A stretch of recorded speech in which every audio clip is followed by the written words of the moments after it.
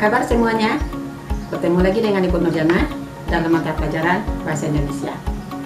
Semoga yang menjawab salam Ibu hari ini semuanya berada dalam keadaan sehat, walaupun hari ini kita berada di tengah pandemi COVID-19. Assalamualaikum warahmatullahi wabarakatuh. Materi kita kali ini adalah cerpen. Rasanya tidak ada di antara kita yang tidak tahu apa itu cerpen. Walaupun begitu, Ibu berikan juga definisi tentang cerpen.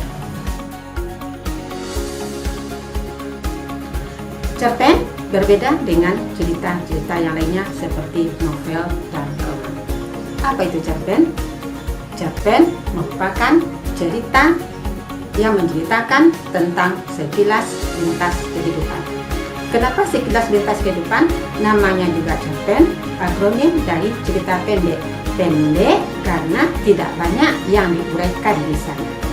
Kalau begitu, langsung kita akan menemukan apa itu ciri-ciri dari sebuah cerpen itu. Yang pertama, cerpen itu ceritanya singkat. Singkat, kenapa? Yang pertama, tokohnya terbatas. Masalah yang dibahas juga terbatas. Alur yang digunakan juga singkat. Konflik yang diambil di sana, konflik yang dibahas juga sedikit. Jadi, segalanya terbatas. Apalagi, waktu yang digunakan untuk membaca cerpen itu juga sedikit. Karena ceritanya singkat, berarti kita cuma menggunakan waktu untuk membacanya cuma sedikit. Waktunya terbatas. Apa terbatas? Selesai dibaca dalam satu kali duduk. Berarti tidak ada orang yang membaca cerpen itu berulang-ulang, makanya baru tamat. Cukup dibaca satu kali duduk, tamat satu cerpen. Yang kedua, kalau tamat dibaca dalam satu kali duduk, berarti jumlah katanya juga terbatas. Nah, jumlah kata yang digunakan dalam sebuah cerpen berkisar antara 500 sampai 5.000 kata. Sampai 5.000 kata tidak mungkin kalau tidak bisa kita tamatkan dalam satu kali duduk.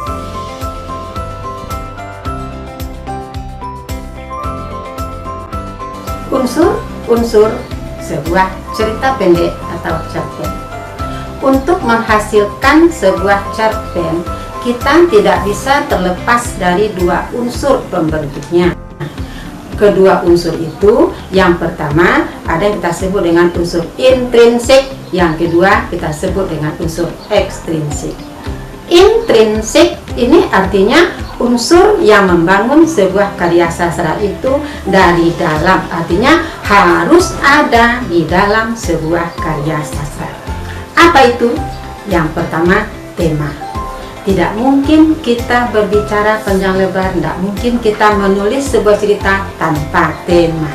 Kalau sekarang banyak sekali yang bisa kita angkat menjadi tema dalam sebuah cerpen. Misalnya korban COVID-19, bagaimana penanganan COVID-19 yang ada hubungannya dengan COVID, ini bisa kita angkat ke dalam tema sebuah cerpen. Yang kedua, kalau ada tema tentu ada tokoh.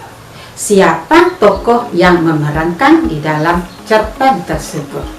Yang ketiga, ada tokoh, tentu tokoh itu bagaimana? Ada wataknya, penokohan. Yang ketiga, ada alur. Yang keempat, ada latar atau setting. Yang kelima, ada gaya bahasa. Yang keenam, ada sudut pandang. Yang berikutnya ada amanat. Nah, ini merupakan unsur intrinsik di dalam sebuah cerpen. Yang kedua, kalau ada unsur intrinsik, tentu ada unsur ekstrinsik. Ekstrinsik artinya unsur yang mempengaruhi proses penciptaan karya sastra itu dari luar. Apa itu ekstrinsik? Misalnya, ada latar belakang kehidupan pengarang, latar belakang ekonomi, latar belakang politik, bagaimana situasi, kondisi di sekitar ketika itu. Nah, ini ikut mempengaruhi proses penulisan sebuah cerpen. Sekarang kita uraikan satu persatu dari unsur intrinsik. Yang pertama, tema. Tema sudah kita bicarakan tadi. Kita bisa mengambil tema apa saja yang kita inginkan untuk kita angkat ke dalam sebuah cerpen. Mungkin itu masalah pribadi kita, mungkin itu masalah orang lain yang kita tahu, atau barangkali apa yang terjadi di sekitar kita bisa kita angkat menjadi sebuah cerpen. Yang kedua, tokoh. Tokoh di dalam sebuah karya sastra termasuk cerpen itu bisa kita bagi, kita kelompokkan menjadi 4 kategori. Yang pertama, ada yang kita sebut dengan tokoh protagonis. Nah, barangkali sudah ada yang tahu apa itu protagonis. Tokoh protagonis adalah tokoh yang memerankan sikap tingkah laku yang baik-baik. Orangnya baik, orangnya santun, orangnya ramah, orangnya aktif. Tokoh protagonis. Kalau ada protagonis, ada tokoh yang baik, tentu ada lawannya apa? Antagonis. Tokoh antagonis artinya di sini tokoh yang memerankan sikap perbuatan yang jahat, yang jelek, yang tidak disukai. Itu ada di dalam sebuah cerpen.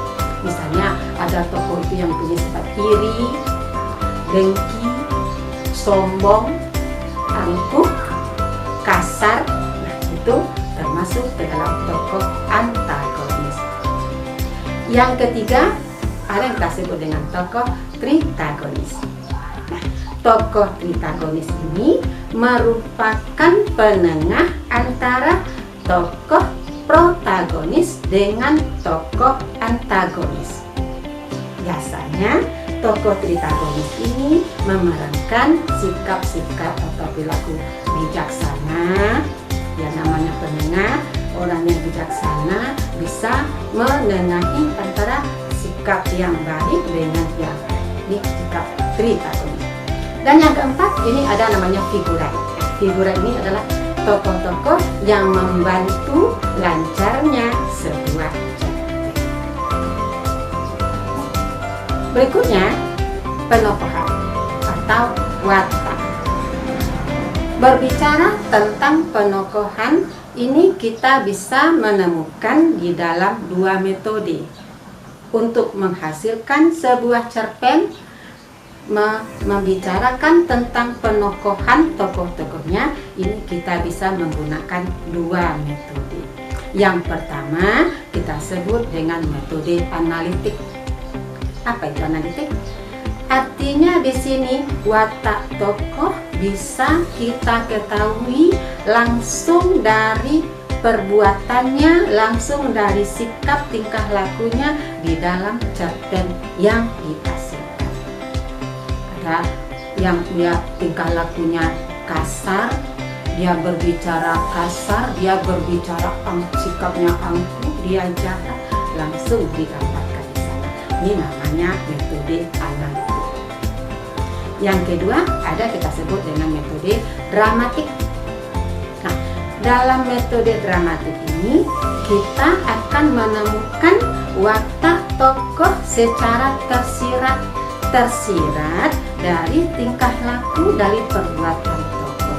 Mungkin kita bisa mengetahui sikap tingkah laku tokoh dari cara dia berjalan, dari cara dia berpakaian, dari cara dia bersikap. Nah, ini namanya metode dramatik.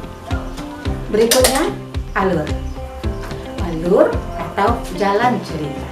Kronologis, rangkaian peristiwa dari awal sampai akhir cerita. Bagaimana caranya kita menemukan alur? Ini alur juga kita gunakan, kita pakai 2 macam. Yang pertama ada alur maju. Maju artinya masalah yang disampaikan di dalam cerita itu runtut dari awal sampai akhir. Runtut. Jadi peristiwa pertama, peristiwa kedua, peristiwa ketiga, konflik demi konflik ini diatur sedemikian rupa sampai cerita selesai. Itu namanya alur maju. Kalau ada maju, ada alur mundur. Nah, alur mundur namanya juga mundur. Nah, di dalam sebuah cerpen mungkin saja nanti kita akan menemukan peristiwa seperti ini. Digambarkan ada sebuah ambulan meraung-raung sampai di rumah sakit. Sampai rumah sakit tentu kita bertanya-tanya, ada apa? Kalau ada ambulan, nggak mungkin ambulan seperti itu saja. Ada ambulan, timbul pertanyaan, ada apa? Yang kedua, siapa di sana? Yang ketiga, kenapa? Terus apa yang terjadi? Kan begitu. Nah, disampaikan peristiwa pertama tadi ada ambulan, kita belum tahu peristiwanya apa. Nah, untuk menjawab pertanyaan semua pertanyaan itu tadi, baru dijemput peristiwa demi peristiwa. Itu namanya alur mundur.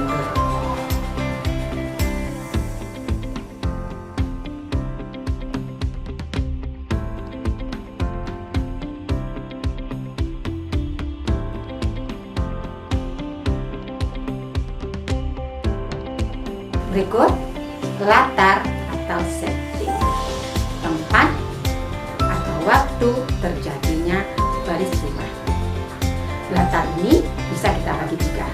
Yang pertama ada latar tempat, di mana peristiwa itu terjadi atau digambarkan di dalam cerita. Yang kedua ada latar waktu, kapan terjadinya peristiwa yang diceritakan di dalam cerita. Yang ketiga ada latar suasana, bagaimana suasana yang digambarkan di dalam cerita. Berikutnya sudut pandang atau point of view, artinya bagaimana seorang penulis menempatkan dirinya di dalam sebuah cerita. Berbicara tentang sudut pandang ini bisa kita ambil tiga kategori. Yang pertama, sudut pandang orang pertama, pengarang sebagai orang pertama. Artinya di sini pengarang langsung menempatkan dirinya sebagai orang yang terlibat langsung di dalam sebuah cerita. Biasanya di dalam cerita itu pengarang menggunakan tokoh aku atau saya. Jadi pengarang terlibat langsung di dalam cerita tersebut. Yang kedua, ada sudut pandang orang ketiga. Artinya di sini pengarang berperan sebagai pengamat terhadap peristiwa yang terjadi di dalam sebuah cerita. Biasanya ini pengarang berada di luar, tidak terlibat secara langsung di dalam cerita itu. Biasanya pengarang di sini menggunakan tokoh. Katakan ini misalnya nama orang, Ilya, Rahmat, Anita, mereka, dan sebagainya. Nah, di sini pengarang tidak terlibat langsung. Yang ketiga, sudut pandang campuran. Campuran artinya di sini pengarang menggabungkan antara sudut pandang orang pertama dengan sudut pandang orang ketiga. Ini namanya campuran. Berikutnya, amanat. Amanat adalah pesan yang ingin disampaikan oleh seorang pengarang di dalam cerita yang disampaikan. Amanat ini disampaikan secara tersirat. Tidak ada pengarang menyampaikan begini, pembaca, amanat pesan yang saya sampaikan yang ini, ada seperti itu. Tugas kita pembaca menemukan apa amanat di dalam cerita itu. Nah, diminta keterangan kita harus paham, kita harus mengerti dengan cerita itu sehingga kita nanti bisa menemukan apa pesan yang ingin disampaikan pengarang kepada pembaca di dalam cerita itu. Itu tadi uraian tentang unsur intrinsik. Sekarang uraian lengkap dari unsur ekstrinsik. Sudah Ibu sampaikan tadi bahwa unsur ekstrinsik adalah unsur yang ikut mempengaruhi proses pembuatan cerpen itu dari luar. Apa itu?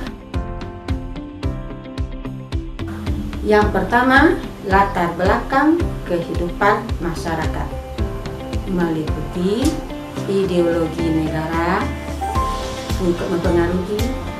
Yang kedua, kondisi politik yang kita lihat sekarang ini, kondisi politik di negara kita bisa mempengaruhi proses penciptaan sebuah karya sastra. Bagaimana hirup pikuknya, bagaimana hingar-bingarnya politik negara kita sekarang bisa mempengaruhi proses penulisan sebuah cerpen kita. Yang ketiga, kondisi sosial ekonomi masyarakat. Bagaimana ekonomi masyarakat di tengah pandemi COVID-19 ini bisa mempengaruhi proses pembuatan sebuah cerpen. Kemudian bagaimana latar belakang situasi lingkungan kita juga ikut mempengaruhi proses penulisan sebuah cerpen.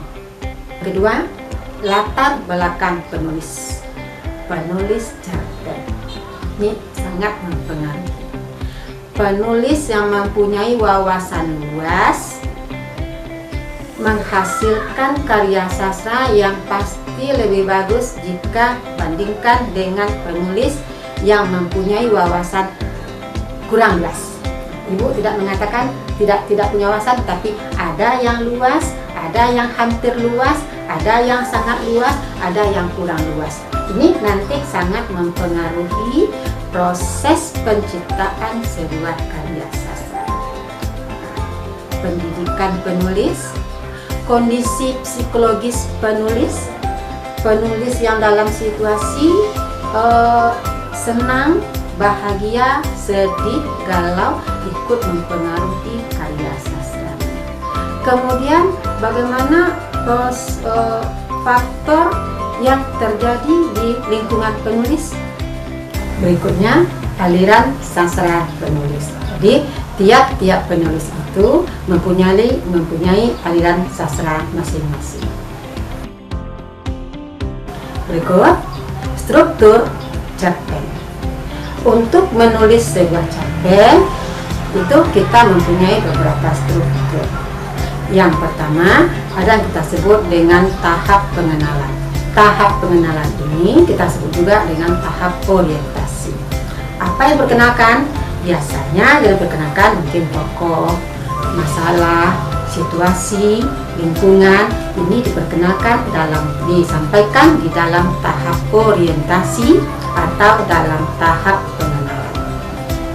Yang kedua, tahap pengungkapan peristiwa atau kita sebut juga dengan komplikasi. Mulai di sini masuk kepada penampilan beberapa masalah, peristiwa demi peristiwa. Ini tahap yang kedua. Masalah mulai dimunculkan di sini satu persatu. Yang ketiga, setelah masalah ini dimunculkan, ada kita sebut dengan tahap menuju konflik. Harus ada konflik di dalam sebuah cerita. Sekarang bagaimana tahap menuju konflik? Apa peristiwa yang terjadi? Kenapa sampai terjadi konflik? Ini namanya tahap menuju konflik. Yang keempat, tahap di mana konflik itu memuncak. Kita sebut juga dengan tahap klimaks. Pemuncakan konflik ini pada saat-saat yang mendebarkan. Ini yang kita tunggu-tunggu di dalam sebuah cerita. Sebuah cerita kalau tidak ada konflik, ibaratnya sebuah masakan tanpa garam. Buat gulai, buat masakan tapi tidak diberi garam. Sama seperti itu. Jadi sebuah cerita harus ada konflik. Konflik itu ya kita maunya apa? Harus begini, harus begini. Konflik. Bagaimana seorang pengarang terampil menciptakan sebuah konflik di dalam sebuah cerita. Jangan maunya kita yang indah-indah saja, yang bagus-bagus saja. Tidak seperti itu. Yang cerita harus ada konflik. Nanti bagaimana seorang pengarang yang pintar, seorang pengarang yang bagus itu harus bisa menyelesaikan konflik. Ini masuk dalam tahap penyelesaian. Jangan biarkan pembaca lama-lama dalam konflik ini, harus kita selesaikan satu persatu. Ini dalam tahap penyelesaian. Dengan demikian selesai proses kita menulis sebuah cerpen. Kalau kita menulis sebuah cerpen, kalau kita membaca sebuah cerpen, kita juga bisa menemukan struktur itu. Mana struktur mana tahap orientasi, mana tahap komplikasi, mana tahap menuju konflik, mana tahap klimaks, dan mana tahap penyelesaian. Nanti akan kita cari bersama-sama ketika kita membaca sebuah cerpen. Demikian materi kita kali ini. Harapan Ibu, kita nanti setelah kita membahas cerpen ini secara panjang lebar, kita akan menghasilkan sebuah cerpen yang berkualitas. Selamat belajar. Semoga semuanya berada dalam keadaan sehat. Assalamualaikum warahmatullahi wabarakatuh.